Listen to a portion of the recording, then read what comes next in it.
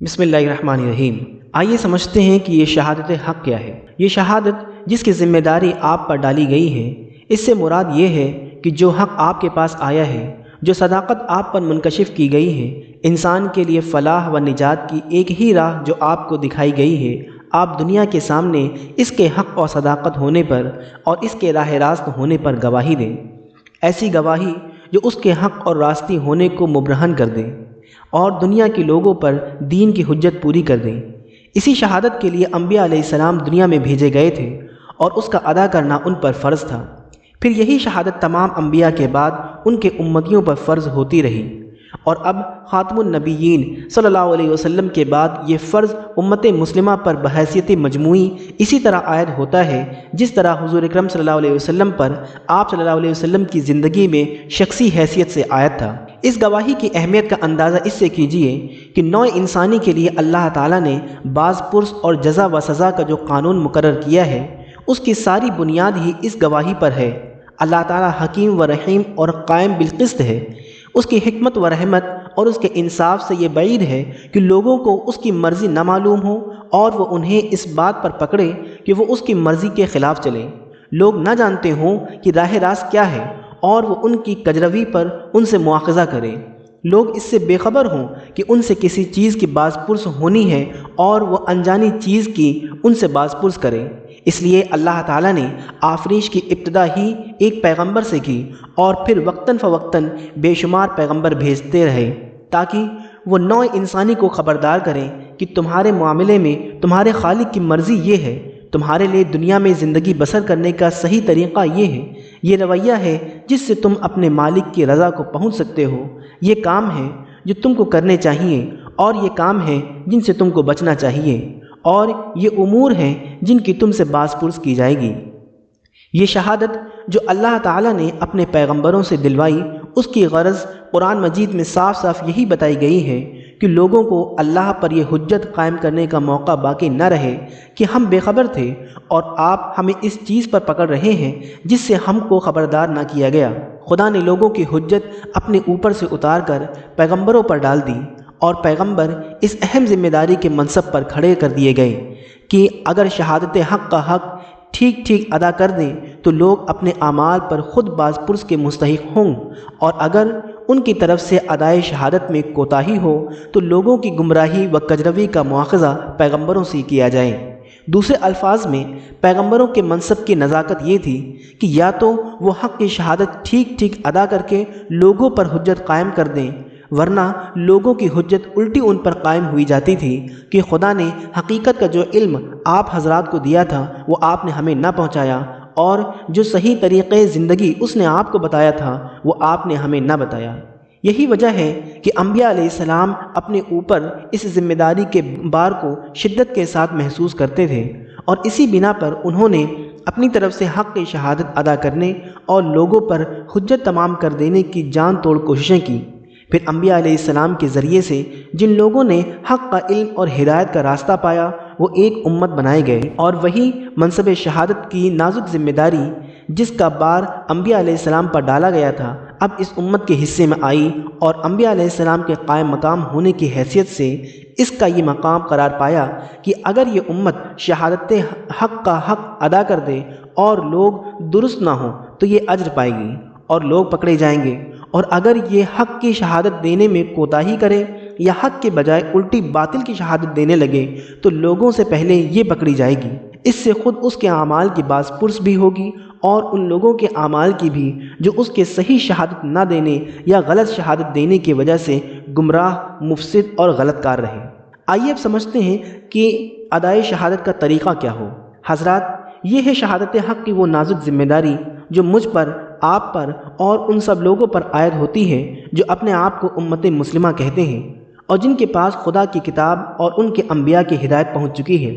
اب دیکھیے کہ اس شہادت کے ادا کرنے کا طریقہ کیا ہو۔ شہادتیں دو طرح کی ہوتی ہیں، ایک قولی شہادت، دوسرے عملی شہادت۔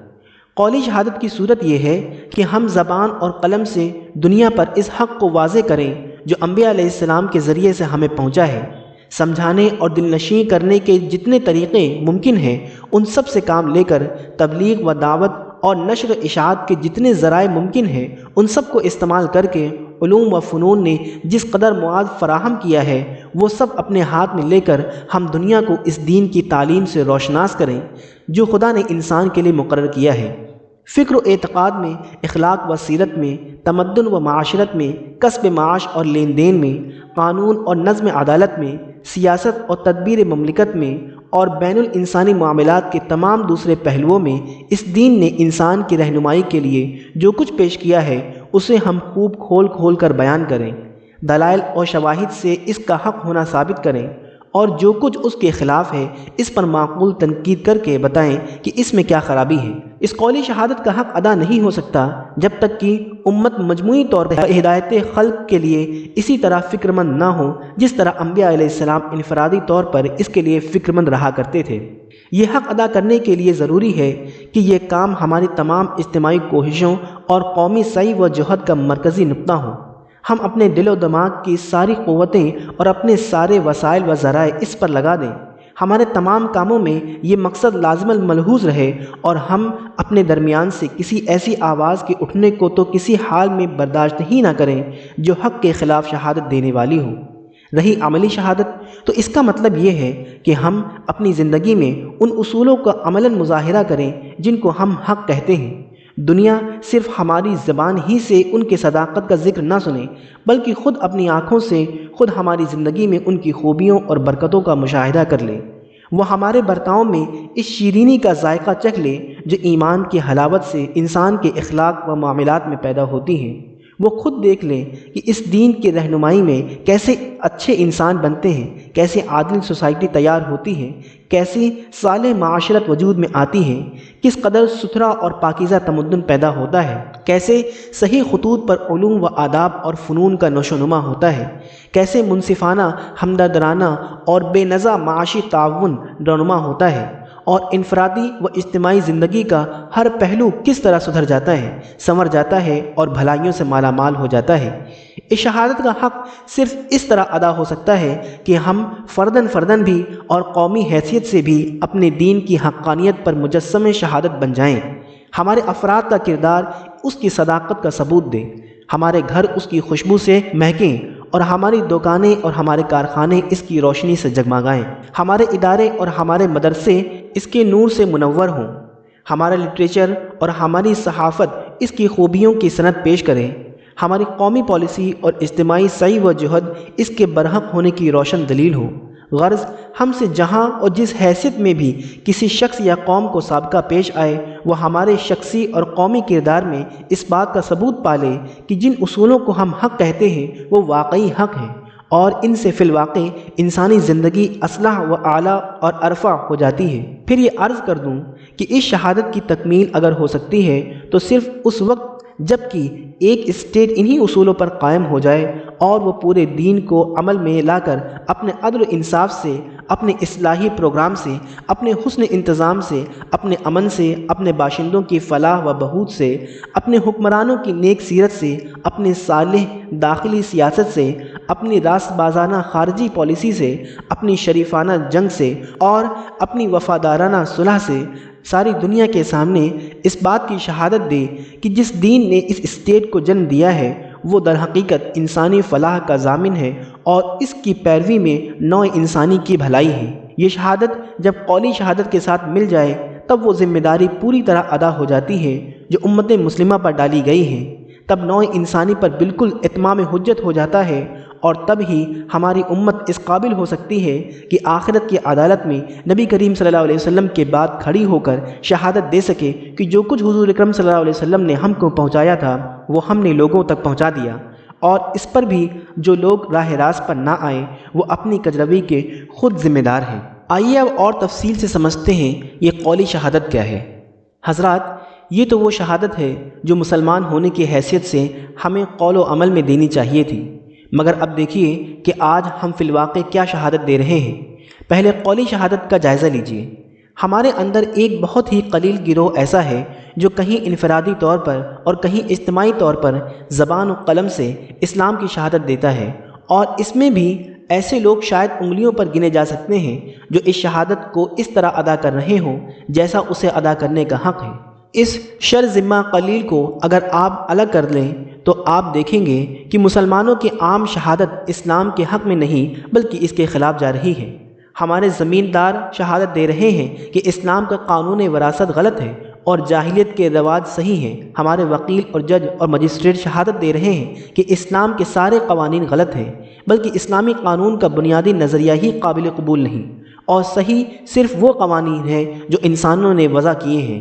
ہمارے معلم اور پروفیسر اور تعلیمی ادارے شہادت دے رہے ہیں کہ فلسفہ و حکمت، تاریخ و اجتماعیات، معاشیات و سیاست اور قانون و اخلاق کے متعلق وہی نظریات برحق ہیں جو مغرب کی ملحدانہ تعلیم سے ماخوذ ہیں، اور ان امور میں اسلام کا نقطہ نظر قابل التفات تک نہیں ہے۔ ہمارے ادیب شہادت دے رہے ہیں کہ ان کے پاس بھی ادب کا وہی پیغام ہے جو امریکہ، انگلستان، فرانس اور روس کے دہری ادیبوں کے پاس ہے، اور مسلمان ہونے کی حیثیت سے ان کے ادب کی سرے سے کوئی مستقل روح ہی نہیں ہے۔